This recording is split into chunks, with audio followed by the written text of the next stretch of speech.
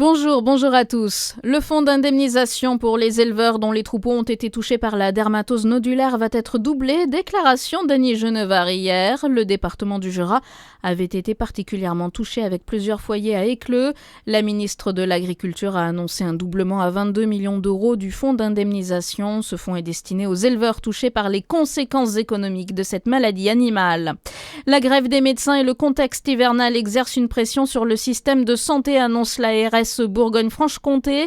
Le CHU de Dijon annonce des temps d'attente moyens plus longs ces derniers jours. Le centre 15 enregistre une hausse de plus de 30% des appels, soit près de 2000 appels par jour.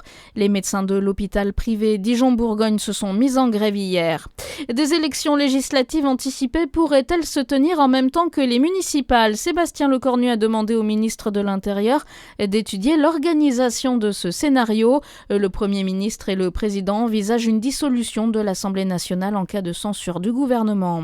En Saône-et-Loire, après 3 années moroses, le marché immobilier reprend. Par rapport à 2024, le volume des ventes a augmenté de 8% sur le département en 2025, soit 7700 transactions sur l'année. La Saône-et-Loire représente 19,3% des transactions immobilières de la région.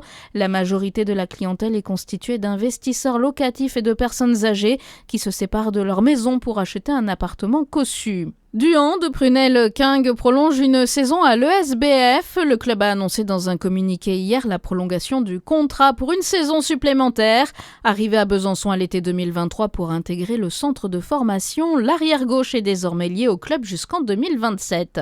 Et puis en foot, le Maroc et le Sénégal qualifiés pour les demi-finales de la Coupe d'Afrique des Nations. À 17h, l'Algérie affronte le Nigeria et à 20h, l'Égypte fait face à la Côte d'Ivoire.